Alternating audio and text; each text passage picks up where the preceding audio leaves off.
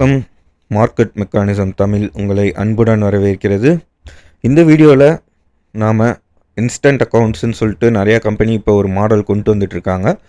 அதில் இருக்க சிக்கல்கள், சாதகங்கள், பாதகங்கள் எல்லாமே பேசுகிறோம். இதுக்கு ஒரு சொல்யூஷன் இருக்குது. அது என்ன சொல்யூஷன் அப்படிங்கிறதையும் நம்ம இந்த வீடியோவில் முழுசாக பார்க்குறோம். எனக்கு இது சம்மந்தமாக அடிக்கடி கால்ஸ் வந்துக்கிட்டே இருக்குது. நம்ம இதை பற்றி ஏற்கனவே வீடியோ பண்ணி போட்டிருக்கோம். ஆனால் ஃபுல் டெடிக்கேட்டடாக இதுக்குன்னே இந்த வீடியோ பண்ணியிருக்கேன். இதில் கன்சிஸ்டன்சி ரூல்னால் என்னங்கிறத சிம்பிளாக உங்களுக்கு விவரிக்கிறேன். ஸோ இந்த வீடியோ முழுசாக பாருங்கள். ஸோ எல்லா அக்கௌண்ட்டும் நம்ம இன்ஸ்டன்ட் அக்கௌண்ட் எல்லா கம்பெனிலையும் 10K செலக்ட் பண்ணிக்கலாம். ஒவ்வொன்றுத்துலேயும் நம்ம ரிவ்யூ பண்ணலாம். காஸ்ட் வைஸ் அதில் இருக்க ரூல்ஸு எல்லாமே நம்ம ரிவ்யூ பண்ணிக்கலாம். ஸோ ஃபன்னி விப்ஸ் இன்ஸ்டன்ட்டில் பார்த்திங்கன்னா 10K அக்கௌண்ட் வச்சுருக்கேன். Daily loss 3%, maximum loss 5%. இது பார்த்திங்கன்னா உங்களுக்கு ஈக்விட்டி பேஸ்டாக இருக்கும் இந்த இன்ஸ்டன்ட் அக்கௌண்ட்டில் இருக்கிறது எல்லாமே. அதாவது உங்கள் அக்கௌண்ட் இன்றைக்கி 10,500 போயிருக்கு. ஆனால் நீங்கள் அங்கேருந்து 10,500 தொட்டுட்டு ஏதோ ஒரு நியூஸோ இல்லை ஒரு சடன் டிப் ஆகுது மார்க்கெட்டு அப்படின்னு சொல்லிட்டு 10,200 தொட்டக்கூடாது. தொட்டுச்சுன்னா அக்கௌண்ட் காலி. என்னப்பா எனக்கு டெய்லி 3% லாஸ் இருக்குது அலவுடு அப்படின்னு கேட்டிங்கன்னா அதுதான் கிடையாது. அது பேலன்ஸ் பேஸ்டு, இது ஈக்விட்டி பேஸ்டு. ஈக்விட்டி பேஸ்டுனா என்னான்னு தெரிஞ்சுக்கோங்க. ஃபஸ்ட்டு இன்றைக்கி ஈக்விட்டி உங்களுக்கு ஹை 10,500 போயிருக்கு. காலையில் உங்கள் பொசிஷன்லாம் ஒரு $300 ப்ராஃபிட் போயிருக்கு. ஆனால் சாயங்காலம் சடனாக ஒரு ஷார்ப் ஃபால் இருக்குது. நியூஸ் இருக்கோ இல்லையோ அந்த ஃபால் வந்துச்சுனாலே உங்கள் அக்கௌண்ட் காலி. நீங்கள் அதுக்கு முன்னாடி அதில் $1000 சம்பாதிச்சு வச்சுருந்தீங்கனாலும் காலி. ஓகே, அதுக்கடுத்து இந்த முக்கியமாக இந்த கன்சிஸ்டன்சி ரூல், இதை பற்றி தெளிவாக நான் உங்களுக்கு கால்குலேஷனோட இப்போது விளக்குறேன். ஓகே, ஸோ அதுக்கு முன்னாடி பார்த்திங்கன்னா கோட்டில் பார்த்திங்கன்னா உங்களுக்கு அதே மாதிரி இன்ஸ்டன்ட் அக்கௌண்ட் இருக்குது. இவங்கிட்ட $99, ஃபன்னிங் விப்ஸில் $99. கோட்டில் பார்த்திங்கன்னா உங்களுக்கு 10K அக்கௌண்ட்டு. இவன்ட்டையும் அதே மாதிரி தான். அந்த டெய்லி ட்ராடவுன்லாம் பார்த்திங்கன்னா ஈக்விட்டி பேஸ்டு. அதே கான்செப்ட் நான் சொன்னது அப்ளிகபிள் ஆகும். ஸோ இவன் பார்த்திங்கன்னா கன்சிஸ்டன்சி ரூலே இங்கே மென்ஷன் பண்ணல. இது ஒரு ட்ராப், ஞாபகம் வச்சுக்கோங்க. ஸோ இவனும் $99 தான் போட்டிருக்கான். அந்த கன்சிஸ்டன்சி ரூலுங்கிறது ஒரு பெரிய டார்ச்சரான விஷயம். ஓகே, அது என்னங்கிறத நம்ம பார்ப்போம். அதுக்கு முன்னாடி நம்ம மற்ற கம்பெனிஸ்லேயும் இந்த மாடல் ரொம்ப பாப்புலர் ஆகிட்டுருக்கு. இதிலலாம் போனீங்கன்னா சிக்கினீங்கன்னா அவ்வளோதான், தப்பிச்சுக்கோங்க. ஓகே, நீங்கள் ஒரு சக்ஸஸ்ஃபுல் ப்ரொஃபஷனல் ட்ரேடர் ஆகணுமா? நீங்கள் கற்றுக்க வேண்டியது மார்க்கெட் மெக்கானிசம் மாடல். எனக்கு அனாலிசிஸ் பண்ணுறதுக்கெலாம் டைம் இல்லை, நான் சிக்னல்ஸ் மட்டும் கிடைச்சா போதுன்னா நீங்கள் நம்ம ஸ்க்ரீனில் கொடுத்துருக்க நம்பரை கான்டாக்ட் பண்ணுங்கள். மென்டர்ஷிப்புக்கான ரிவ்யூவும் விஐபி சிக்னல்ஸோட பர்ஃபார்மன்ஸுமே நம்மளோட சேனலில் வீடியோஸில் அப்லோட் பண்ணியிருக்கேன். இந்த ஆப்பர்ச்சுனிட்டி மிஸ் பண்ணாதீங்க. இது மற்றவங்களுக்கு மாதிரி கிடையாது, நிஜமாலுமே ஒரு extraordinary service. Don't miss. So மேவனில் தான் இருக்கிறதுலே சீப்பஸ்ட்டு. மேவனில் பார்த்திங்கன்னா உங்களுக்கு இன்ஸ்டன்ட் செலக்ட் பண்ணலாம். 10K அக்கௌண்ட் செலக்ட் பண்ணியிருக்கு. $58 தான். நல்லவனில் ரொம்ப மற்றவங்களோட. ஸோ சி ட்ரேடர் செலக்ட் பண்ணிங்கன்னா இன்னும் $20 இன்க்ரீஸ் ஆயிரும். Minimum withdraw 3%. அது ஓகே, அது நல்ல புள்ள மாதிரி வச்சுருக்கான். ட்ரைலிங்கு $300. நான் சொன்னேன் பார்த்திங்களா, அந்த 10,500லேருந்து 200 10,200 வந்தாலே அக்கௌண்ட் போய்டும் அப்படின்னு சொல்லிட்டு அதுவுமே இருக்குது. டெய்லி ட்ராடவுன் பாருங்கள், $58 கொடுக்குறதுனா ரொம்ப டைட்டாக. அவனுங்களாம் 3% கொடுத்தா இவன் 2%. ஓகே, ஸோ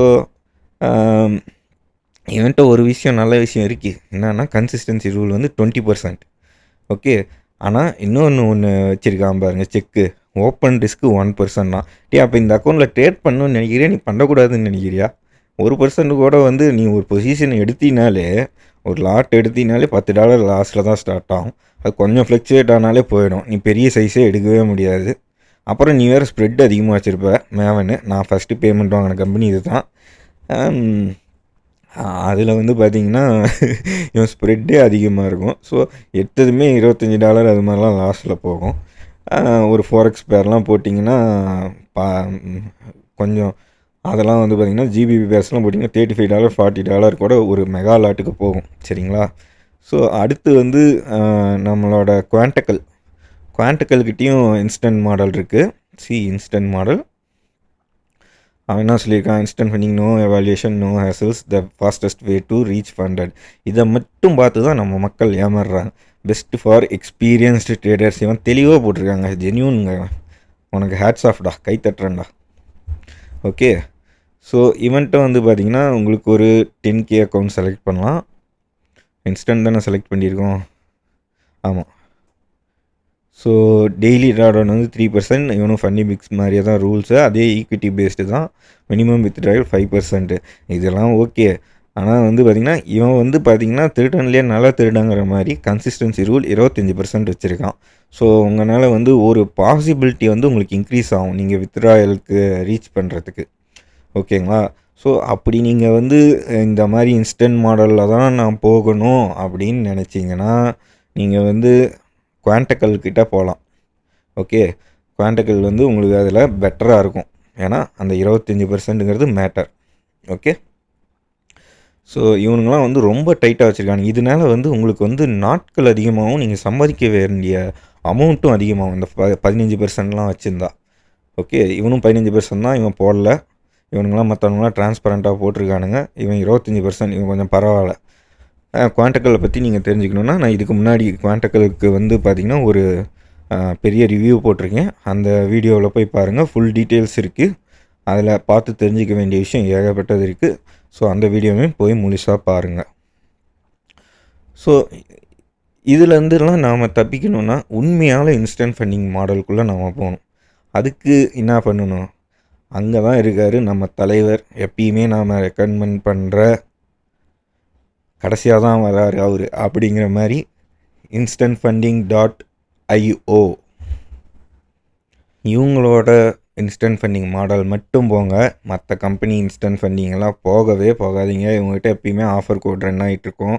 நான் அஃபிலியேட் கோடு, இதில் ஆஃபர் இல்லாட்டினா அஃபிலியேட் கோடு கான்டாக்ட் பண்ணுங்கள். ஆனால் எனக்கு தெரிஞ்சு இந்த கம்பெனி நான் வந்ததுலேருந்து எப்பயுமே கோடு ஓடிக்கிட்டே தான் இருக்குது. ஸோ இவங்களோட பிளானில் பாருங்கள். ஸோ இவங்க தான் இன்ஸ்டன்ட் ஃபண்டிங்கை லான்ச் பண்ணாங்க. இவங்களோட காப்பி தான் மற்றவனுங்களாம். அதனால தான் இவங்க பேரே instantfunding.io.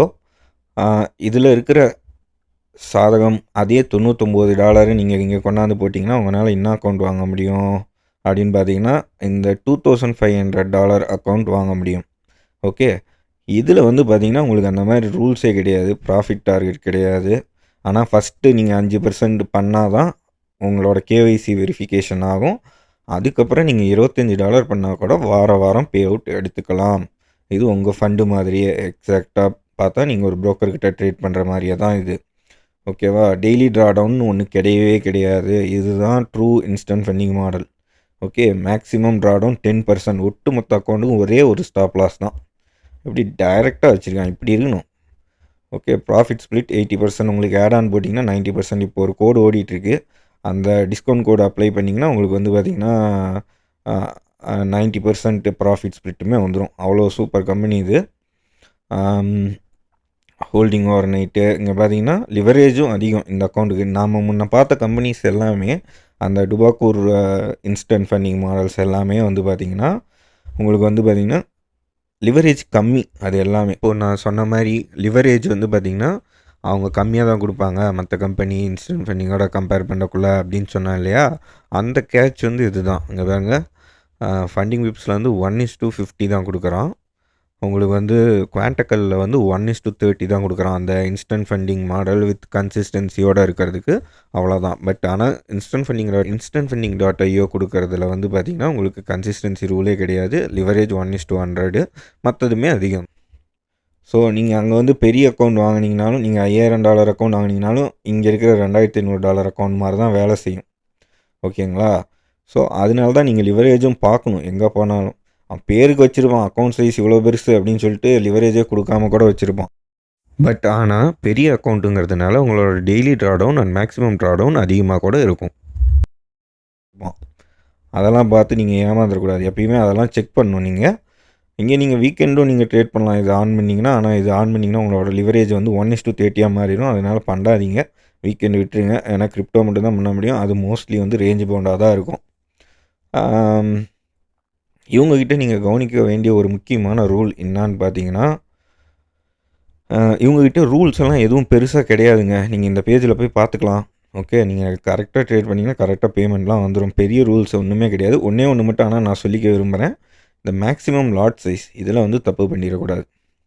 இதில் வந்து பார்த்திங்கன்னா உங்கள் அக்கௌண்ட் சைஸு, உங்கள் அக்கௌண்ட் மாடல் அது என்னான்னு பார்த்துட்டு நீங்கள் வந்து அதுக்கு என்ன சைஸ் கொடுத்துருக்காங்க, இப்போ நான் $2,500 அக்கௌண்ட்னா ஒரு லாட் தான் ஃபாரெக்ஸ் போட முடியும். கமாடிட்டிஸ்னால் 0.08 தான் நீங்கள் கோல்டோ இல்லை இதுவோ போட முடியும். க்ரூட் ஆயிலோ அதெல்லாம் போட்டால் அவ்வளோதான் போடணும். ஓகேங்களா? இண்டெக்ஸஸ்னால் அரை லாட், கிரிப்டோனா 25 0.25. ஓகே. ஸோ அது மாதிரி இந்த ரூல் மட்டும் நீங்கள் கொஞ்சம் கவனிச்சுக்கோங்க. மற்றதெல்லாம் ஒன்றும் பெரிய விஷயமே கிடையாது. இவன்கிட்ட நியூஸ் ட்ரேடிங் அலவுடு, அந்த ப்ரீமியம் ப்ரைஸுக்கு உங்களுக்கு காசுக்கு ஏற்ற தோசை அப்படிங்கிற மாதிரி அந்த ப்ரீமியம் ப்ரைஸ்க்கு ஏற்ற கம்ஃபர்ட் உங்களுக்கு இவன் கொடுப்பான். மற்றவங்க மாதிரி கண்ணாமண்ணான்னு தாறுமாறாக ரூல்ஸ் போட்டு அவங்க இங்கே போங்கு கேம்லாம் பண்ணுறது இல்லை இவன். சரி வாங்க இப்போ கன்சிஸ்டன்சி ரூல்னால் என்னன்னு பார்ப்போம். கன்சிஸ்டன்சி ரூல் வந்து உங்களுக்கு அதிகமாக இருக்க தான் நல்லது. அதாவது நீங்கள் ஒரு அக்கௌண்ட் வாங்கக்குள்ள அதோட பர்சன்டேஜ் 15%, 20%, 25%ன்னு நான் இந்த வீடியோவில் முன்னாடி காமிச்சிருப்பேன். அதை பார்த்துருப்பீங்க. அதில் வந்து பார்த்திங்கன்னா குவான்டக்கல் வந்து 25% கொடுத்துருந்துருப்பான். அது வந்து நல்லது அப்படின்னு சொல்லியிருப்பேன். அதே மாதிரி அவங்களோட QT பவர் ப்ரோக்ராம்லேயும் வந்து பார்த்திங்கன்னா ஒரு நார்மல் 2 ஸ்டெப் அக்கௌண்ட் தான், பட் 35% கன்சிஸ்டன்சி ரூலாக வச்சுருப்பான். அது மேனேஜபிள் தான். அதுக்கெல்லாம் இந்த கன்சிஸ்டன்சி ரூல்னால் என்ன, அதை எப்படி சிம்பிளாக ஒரு ஃபார்முலா போட்டு நாம் கண்டுபிடிக்கிறது அப்படிங்கிறத நான் இந்த வீடியோவில் விளக்கியிருக்கேன். இதை பார்த்தீங்கன்னா உங்களுக்கு புரிஞ்சிடும். கன்சிஸ்டன்சி ரூல்னால் ஒன்றும் பயப்பட வேண்டியது கிடையாது. நீங்கள் பே அவுட் எடுக்கிறதுக்கு டிலே ஆகும். அது அதை வந்து நீங்கள் உங்களோட ஏர்னிங்ஸ் வந்து நீங்கள் ஈக்குவலைஸ் பண்ணணும். ஒரு ஆவரேஜ் பண்ணுற மாதிரின்னு வச்சுக்கோங்களேன். அது எப்படிங்கிறத நான் இந்த பிக்சர்லேயும் காமிச்சிருக்கேன். மொதல் நாள் வந்து நீங்கள் $100 சம்பாதிக்கிறீங்க, 2வது நாள் வந்து $75 சம்பாதிக்கிறீங்க, 3வது நாள் வந்து பார்த்திங்கன்னா ஒரு $250 சம்பாதிக்கிறீங்க. ஓகே, அந்த நாளை வந்து நோட் பண்ணி வச்சுக்கோங்க. அதுதான் ஹையஸ்ட் ஏர்னிங் டே. ஓகே, ஃபஸ்ட்டு ஹையஸ்ட் ஏர்னிங் டே. அதுக்கப்புறம் வரப்போகிற நாட்களும் நீங்கள் வந்து அதுக்கு கம்மியாக தான் வச்சுருக்கணும். டே 4 வந்து பார்த்திங்கன்னா 4வது நாள் வந்து $90 ப்ராஃபிட் பண்ணியிருக்கீங்க. 5வது நாள் வந்து நீங்கள் $100 லாஸ் பண்ணியிருக்கீங்க. லாஸும் வச்சுருக்கணும். எதுக்குன்னா நான் அது போக போக சொல்கிறேன். லாஸ் இருக்கிற அன்றைக்கி வந்து பார்த்திங்கன்னா உங்கள் கன்சிஸ்டன்சி ரூல் வந்து குறைஞ்சிருந்துச்சுன்னா அது மறுபடியும் ஏற ஆரம்பிக்கும். கன்சிஸ்டன்சி ரூல் வந்து குறைஞ்சிக்கிட்டே வரணும் உங்கள் பர்சன்டேஜ் வந்து. ஓகே, அப்போ தான் வந்து நீங்கள் பே அவுட் எடுக்க முடியும். இப்போது வந்து நான் அதுக்கான விளக்கம் என்னான்னு சொல்கிறேன். கன்சிஸ்டன்சி ரூல் எப்படி போடுறதுன்னு சொல்லிட்டு, அந்த $250 வந்து ஒரு நாள் ஏர்ன் பண்ணியிருந்தோம் இல்லையா, அதை வந்து எடுத்து 100ஆல் பெருக்கிக்கணும். 100ஆல் பெருக்கக்குள்ளே உங்களுக்கு 25,000 வரும். ஓகே, கன்சிஸ்டன்சி ரூலுங்கிறது 15%. அந்த 15%ஆல் அதை டிவைட் பண்ணணும். டிவைட் பண்ணோம்னா நம்மளுக்கு வந்து பார்த்திங்கன்னா 15%க்கு எவ்வளோன்னு பார்க்கலாம். அப்புறம் 20, அப்புறம் 25%க்கும் எவ்வளோ வருதுன்னு நாம் கால்குலேட்டரில் போட்டு பார்க்கலாம். அந்த அமௌண்ட்டை நீங்கள் தாண்டினீங்கன்னா தான் உங்களால் பே அவுட் எடுக்க முடியும். அப்போ தான் உங்கள் கன்சிஸ்டன்சி ரூல் வந்து கரெக்டாக இருக்கும். நீங்கள் பே அவுட்டுக்கு எலிஜிபிள் ஆவீங்க. ஓகே, ஸோ நான் இப்போ ஃபஸ்ட்டு 15%, செகண்ட் வந்து 20%, 25% அப்படின்னா எவ்வளோ வருதுங்கிறத நான் எழுதியிருக்கேன். இப்போ நாம் அதை வந்து கால்குலேட்டரில் போட்டு பார்க்கலாம் என்ன ரிசல்ட் வருதுன்னு சொல்லிட்டு. ஸோ ஃபஸ்ட்டு வந்து $25,000 அதை வந்து நாம் 15ஆல் டிவைட் பண்ணுறோம். கிடச்சிருக்க ஆன்சர் வந்து $1,666. அது வந்தால் தான் நீங்கள் வந்து பே அவுட்டை வித்ட்ரா பண்ண முடியும். ஓகேங்களா? அந்த அமௌண்ட் நீங்கள் ஏர்ன் பண்ணணும் டோட்டலாக. அப்போ தான் நீங்கள் வந்து பேமெண்ட்டுக்கு எலிஜிபிள் ஆவீங்க. இது எதுக்குன்னா உங்களை இந்த கேமில் இன்னும் இருக்க வைக்கிறதுக்கு. நீங்கள் அதிக நேரம் இருந்தீங்கன்னா தோக்கிறதுக்கான வாய்ப்பு அதிகம். அதனால வந்து பார்த்திங்கன்னா இந்த மாதிரி கன்சிஸ்டன்சி ரூல்னு வச்சுருக்காங்க. இப்போ அதே 20%னா எவ்வளோ வருதுன்னு பாருங்கள். $1,250 வருது. ஓகே, இப்போ அதே வந்து 25%ன்னு வந்தப்போ ஏன் நான் நல்லது அப்படின்னு சொன்னேன்னா, இப்போ உங்களுக்கு புரியும் பாருங்கள். $1,000 நீங்கள் சம்பாதிச்சாலே போதும், பே அவுட்டுக்கு எலிஜிபிள்.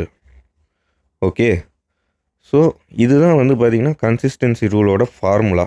நீங்கள் இதே மாதிரி எடுத்து போட்டு உங்களோட அக்கௌண்ட்டுக்கும் நீங்கள் தெரிஞ்சுக்கிட்டு நீங்கள் வித்ட்ராவலுக்கு அந்த அமௌண்ட்டை கொஞ்சம் கொஞ்சமாக சேர்த்துக்கிட்டே வரலாம். நீங்கள் வந்து டெய்லி வந்து 50-50ஆவோ 100-100ஆவோ கூட நீங்கள் கம்மியாக கூட ஏர்ன் பண்ணலாம்.